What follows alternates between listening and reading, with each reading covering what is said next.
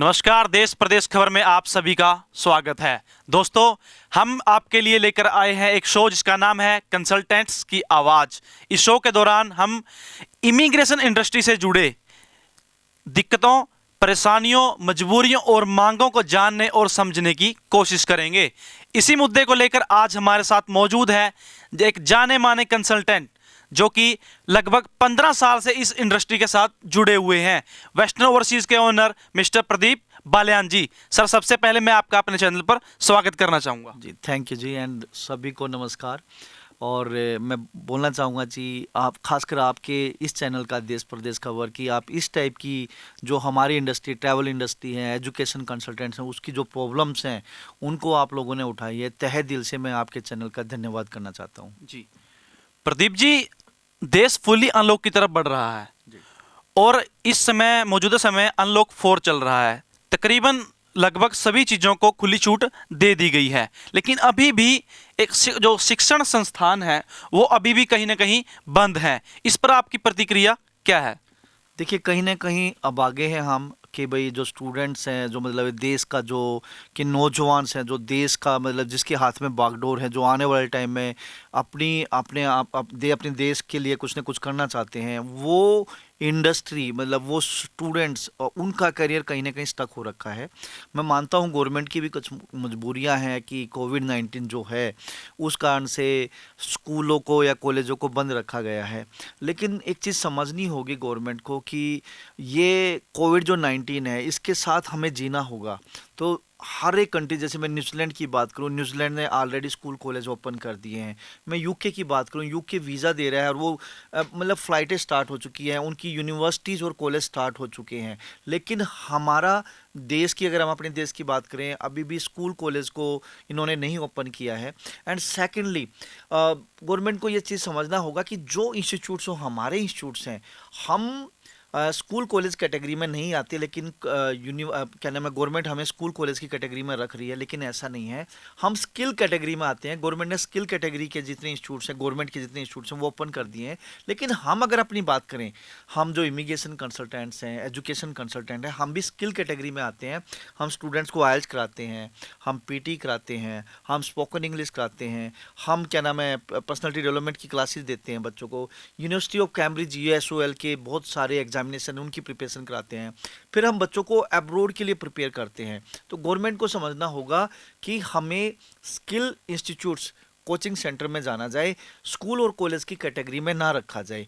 और अगेन ये चीज़ बोलना चाहूँगा कि अगर आप ऐसा नहीं करते हैं तो कहीं ना कहीं देश पीछे की तरफ जा रहा है, क्योंकि बहुत सारे मतलब जो पर्सनस हैं इस इंडस्ट्री इंस्टीट्यूट्स की बात करें, कोचिंग सेंटर्स की बात करें, तो एक सिर्फ इमिग्रेशन नहीं है, वो ट्यूशन सेंटर्स भी हैं, स्पोकन इंग्लिश सेंटर्स भी हैं, कंप्यूटर सेंटर्स भी हैं।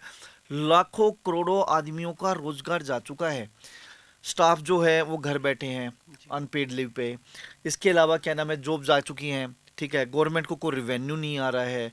हम जो GST देते हैं या फिर टैक्स देते हैं वो गवर्नमेंट को नहीं जा रहा है। तो बहुत सारा नुकसान गवर्नमेंट को हो रहा है। इसके अलावा जो बच्चे अब्रॉड जाते हैं तो वो बच्चे एक तरह से NRI क्रिएट होते हैं, वहाँ जॉब्स भी बच्चों को मिलती है ड्यूरिंग स्टडी। इसके अलावा वो इंडिया में अपनी मतलब फॉरेन करेंसी को भी बेचते हैं। तो देश की जो GDP में है उसमें भी बहुत बड़ा नुकसान है। जी प्रदीप जी, मैं अगला सवाल आपसे करना चाहूँगा कि कोरोना काल के अंदर ऐसी शायद ही कोई इंडस्ट्री रही हो जिसके ऊपर इसका इम्पैक्ट ना पड़ा हो।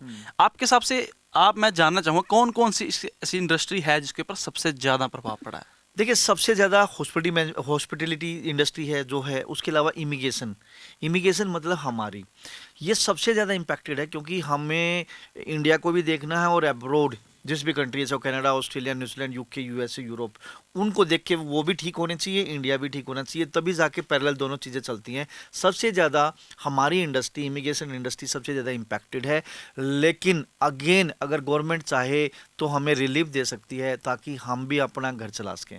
जी प्रदीप जी, इमिग्रेशन इंडस्ट्री है वो बंद है, उसके बंद होने से सरकार का क्या नुकसान हो रहा है?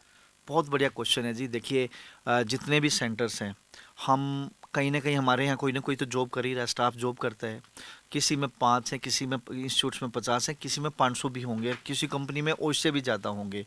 तो एक तरह से तो जॉब गई हुई है, चाहे वो काउंसलर्स हैं, चाहे कोई मार्केटिंग में है, चाहे क्या नाम है हाउस कीपिंग में है, या फिर फैकल्टीज टीचर्स हैं, तो वो एक तो वो जॉब जॉब चली गई है, वो नुकसान है। सेकंड, जब हमें कोई इनकम आती है, हमारा जो पीक टाइम था, मार्च के बाद हमारा पीक टाइम आता है, तो जो हमें फीसेज आती है, तो हम जीएसटी पे करते हैं, हम अपनी इनकम पे क्या नाम है टैक्स पे करते हैं, वो नहीं दिया जा रहा गवर्नमेंट को, सर क्योंकि मैं कोई इनकम ही इसमें नहीं है। अपना एक सवाल और ऐड करना चाहूँगा कि देश के डेवलपमेंट में आपकी इंडस्ट्री का क्या योगदान रहता है? ये मैं वो योगदान की बात कर रहा हूँ, और कि जो हमें हमसे इनकम आती है, तो हम एक तो सबको सैलरी देते थे, तो सैलरी पे टीडीएस कटता है, वो नहीं जा रहा। ठीक है। सेकेंडली क्या नाम, हमारे पास फीसिस आती है, चाहे अब्रोड से कमीशंस आते हैं, तो हम जीएसटी पे करते हैं, हम अपना टैक्स पे करते हैं, वो चीज़ नहीं हो पा रही। तो सबसे ज़्यादा हमारे पास कोई रिवेन्यूज ही नहीं है। तो लेकिन हमारा देश की डेवलपमेंट में क्या हाथ है, अगर ध्यान से देखोगे तो बहुत सारे टाइकून हमने इस इमिग्रेशन इंडस्ट्री ने पैदा किए हैं। लाइक एक बच्चा जब इंडिया में सपोज करते हैं, जो बच्चा 10th के बाद या 12th के बाद जब स्टार्ट करता है, तो हमारे सेंटर्स में आता है, हम बच्चों को पढ़ाते हैं तो हमें जो फीसिस आती है हम उस पर टैक्स देते हैं। फर्स्ट थिंग जीएसटी पे करते हैं। सेकंड थिंग जॉब्स देते हैं यहाँ इंडिया में। थर्ड थिंग, इसके अलावा क्या नाम है, जिनके जो रेंटेड है, हम रेंटेड प्रॉपर्टी है, लैंडलॉर्ड्स को रेंट जाते हैं, वो भी उनको भी इनकम होती है, उससे भी गवर्नमेंट कहीं ना कहीं वो भी गवर्नमेंट को जीएसटी या टीडीएस देते हैं। फिर बच्चों को हम बाहर भेजते हैं, जब बाहर भेजते हैं तो हायर एजुकेशन के लिए बच्चा बाहर जाता है, तो हायर एजुकेशन के साथ साथ बच्चे को वहाँ पे जॉब्स भी मिलती हैं, तो कहीं ना कहीं बाहर भी अब्रोड में भी जॉब क्रिएट होती हैं। फिर बच्चा जब सेटल होता है, तो सेटल जब होता है तो वो क्या नाम है इंडिया में वापस अपने पैसे भेजता है। ठीक है। वो जो करेंसी इंडिया में आती है, वो करेंसी इंडिया में आनी बंद हो गई है। तो इसके अलावा कोई वहाँ एनआरआईज भी पैदा होते हैं जो रह के वहाँ पे सेटल होते हैं, तो वो भी बंद हो गए हैं। फिर कुछ लोग पढ़ के इंडिया में आते हैं। पॉलिटिक्स में देखो, बहुत सारे पर्सन हैं जो बाहर पढ़ के आए हुए हैं, तो वो टाइकून नहीं पैदा हो रहे हैं, बिजनेसमैन पैदा नहीं हो रहे हैं। तो ये सारी की सारी चीज़ें हमारी कंट्री को डेवलपमेंट है जो आज की डेट में नहीं हो रही है। प्रदीप जी, सरकार से आपकी क्या क्या डिमांड्स हैं और क्या सरकार को आप सेंटर खोलने से रिलेटेड सुझाव देना चाहेंगे? देखिए जी, पहले तो मैं चीज़ ये बोलना चाहूँगा कि आप हमारे इंस्टीट्यूट्स को ओपन करने की परमिशन दें, क्योंकि ऑनलाइन क्लासेस का इतना ज़्यादा इम्पैक्ट नहीं है, बच्चा पढ़ नहीं पा रहा है, और एक तरह से कहीं ना कहीं ये जो ये ईयर है, ये जीरो की तरफ जा रहा है, तो बच्चों का भविष्य अधर में लटका हुआ है। आप लोगों की जो भी एडवाइजरी होगी, उस एडवाइजरी के हिसाब से सोशल डिस्टेंसिंग मेंटेन करते हुए हम अपने इंस्टीट्यूट्स को ओपन करने की हमें परमिशन दें। देखिए, हमारे पास जो इंस्टीट्यूट्स हैं, तो हमारे पास 50 की कैपेसिटी के भी रूम है, 20 कैपेसिटी के भी, 25 के भी, 40 के भी। तो जो मान लो जो 50 कैपेसिटी का रूम है, तो उसमें हम 10 बच्चे पढ़ा सकते हैं, 15 बच्चे पढ़ा सकते हैं। जो हमारे पास जो 20 कैपेसिटी का, उसमें हम 5 बच्चे पढ़ा सकते हैं। तो कहीं ना कहीं हमारा स्टाफ भी ऑन रोल हो जाएगा, उनकी हमारे सैलरी भी दे पाएंगे, और कहीं ना कहीं हम लैंडलॉर्ड को भी दे पाएंगे। आज की डेट में सबसे बड़ी प्रॉब्लम ये है कि लैंडलॉर्ड हमसे पैसे मांग रहा है, इनकम कोई है नहीं, स्टाफ को हमें सैलरी देनी पड़ रही है। तो ये चीज़ें हम कहाँ से करें? उधर से हमें अपनी टीडीएस भी भरनी है, जीएसटी भी पे करना है, तो बड़ी प्रॉब्लम में हम सारे के सारे कंसल्टेंट्स हैं। तो रिक्वेस्ट है कि सोशल डिस्टेंसिंग को मेंटेन करते हुए हमें परमिशन दी जाए। हम जैसे आप बोलेंगे उस तरीके से एडवाइजरी को फॉलो करते हुए 50 बच्चों की कैपेसिटी वाले रूम में 10 बच्चे पढ़ाने की परमिशन दे दो, ताकि हमारा गुजारा हो जाए। और वो बच्चे जो ऑनलाइन पढ़ नहीं पा रहे, कम से कम वो फिजिकली पढ़ेंगे, तो उनको भी उनके डाउट क्लियर होंगे, तो कल ने वो बच्चा भी अपना भविष्य बना सकेगा। तो इट्स हम्बल रिक्वेस्ट कि गवर्नमेंट से कि आप प्लीज़ हमारे परिवार को भी देखो, हमारे भी पेट लगा हुआ है, हम भी पिछले 15 साल से इस करियर में हैं, इस फील्ड में हैं, और हम आज की डेट में जीरो हो चुके हैं। ये जो कोचिंग सेंटर्स हैं, ये सारे के सारे जीरो हो चुके हैं, कोई इनकम नहीं है, ना गवर्नमेंट की तरफ से कोई हेल्प है। तो कम से कम मान लो आप फाइनेंशियल हेल्प नहीं कर पा रहे, कम से कम ये हेल्प तो करो कि हमें जो आपने बसेज खोल दी हैं, बसेज में 50% ट्रैवल कर सकते हैं, जिम आपने ओपन कर दिए हैं, पब एंड बार आपने ओपन कर दिए हैं, हर एक चीज़ तो आपने ओपन कर दी है। और जो हमारे पास जो बच्चे आ रहे हैं, वो बच्चे आ रहे हैं जो 18+ हैं, जो एजुकेटेड हैं, जो 12th पास हैं, उनको पता है कि भाई क्या नाम है, सोशल डिस्टेंसिंग का मतलब क्या है।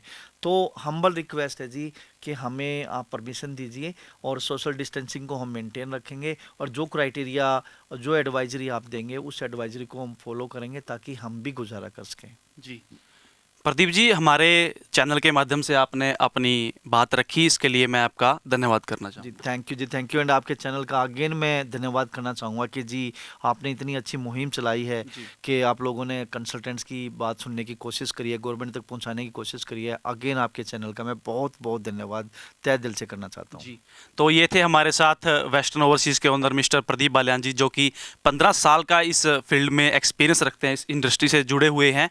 तो आपको हमारा ये शो कैसा लगा, आप हमें ज़रूर लिखें। अगर आप हमारी खबर को फेसबुक पे के माध्यम से देख रहे हैं तो हमारे पेज को लाइक करें, और अगर आप हमारी इस शो को यूट्यूब पर देख रहे हैं तो हमारे चैनल सब्सक्राइब करना ना भूलें।